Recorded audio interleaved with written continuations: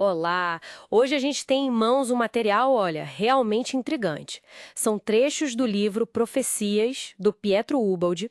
Ele narra uma jornada pessoal dele que parece ter sido guiada por uma voz, né? E isso levou ele a fazer umas previsões bem ousadas sobre o destino do mundo. E com um olhar muito particular para o Brasil. Pois é, o Balde usa essa experiência, que é quase mística, como ponto de partida, sabe?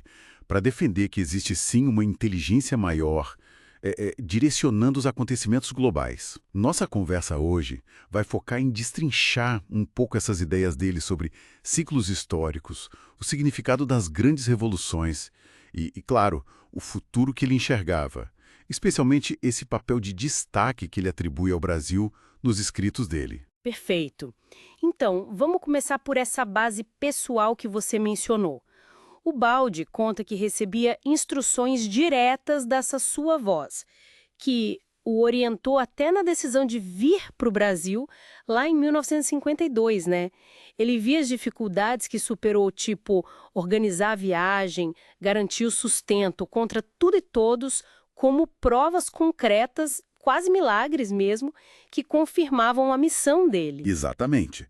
E essa validação pessoal é crucial para ele construir a tese maior.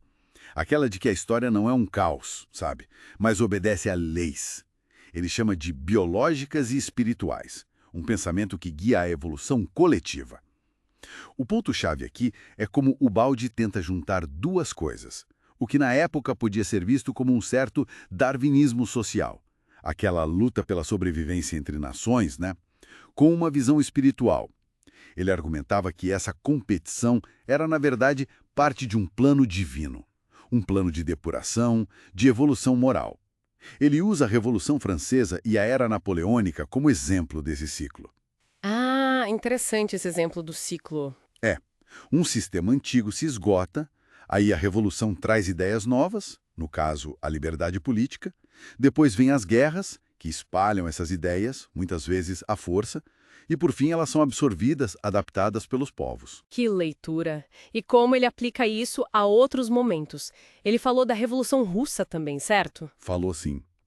E ele via essa mesma dinâmica, essa tensão, entre o ideal que era proclamado e a realidade mais, digamos, biológica do poder se repetindo ali. Ele interpretava o comunismo soviético da época dele não como uma ruptura total, mas como uma nova roupagem para o velho imperialismo russo, o pan-eslavismo, lembra? Aquele movimento para unir os povos eslavos sob a Rússia.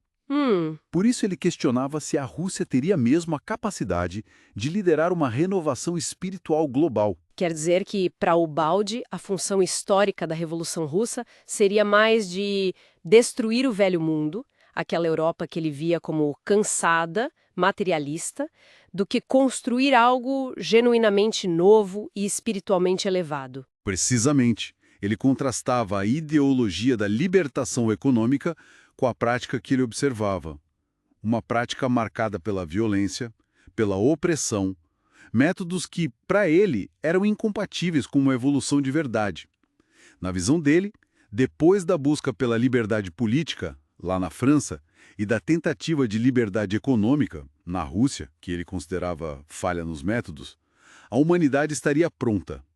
Pronta para o próximo passo evolutivo. E qual seria esse passo? Uma terceira revolução, é isso? Exato.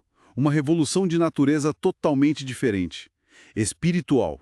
O Balde previu o surgimento de uma nova civilização do terceiro milênio.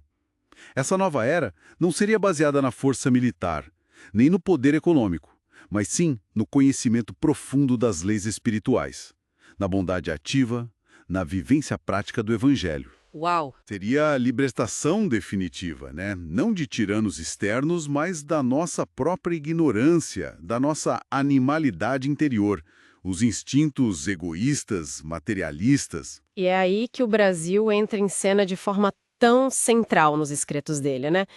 Como ele justificava essa escolha? Por que o Brasil? Olha, para o Balde, o hemisfério norte estava meio que preso num ciclo vicioso.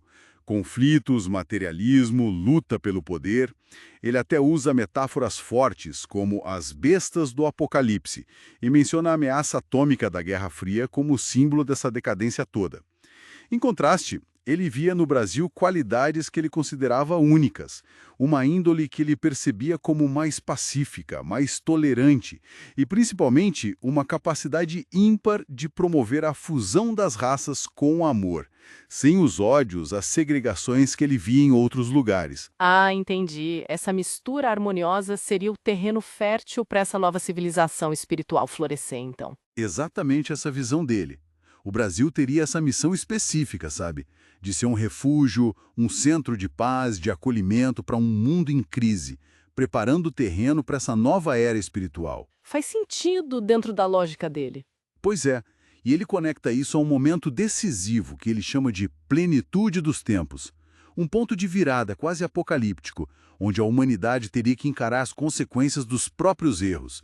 O excesso de materialismo, o egoísmo desenfreado, isso poderia levar a uma grande depuração, talvez até uma catástrofe global, provocada pelas próprias ações humanas.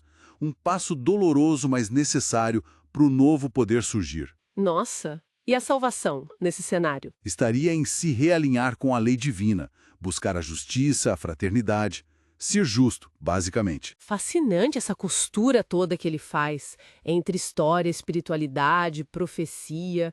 Ele desenha um quadro bem amplo, onde as revoluções políticas, sociais, são só etapas de uma libertação maior, que culminaria nessa transformação espiritual profunda, com o Brasil tendo um papel de protagonista nesse futuro. Exato. A visão do Ubald nos apresenta a história não como uma série de acidentes, né? Mas como um processo com lógica interna, quase biológico na sua inevitabilidade, mas guiado por um propósito espiritual maior. As revoluções seriam os marcos dessa libertação progressiva da humanidade. Bom, fica então a reflexão, né? Se as grandes viradas na história humana seguem mesmo esses ciclos que vão além da política, da economia. Se são impulsionadas por uma maturação espiritual coletiva, como o Budi sugere, o que significaria hoje em dia estar atento ou até mesmo se preparar para uma possível revolução do espírito. É algo para a gente pensar, com certeza.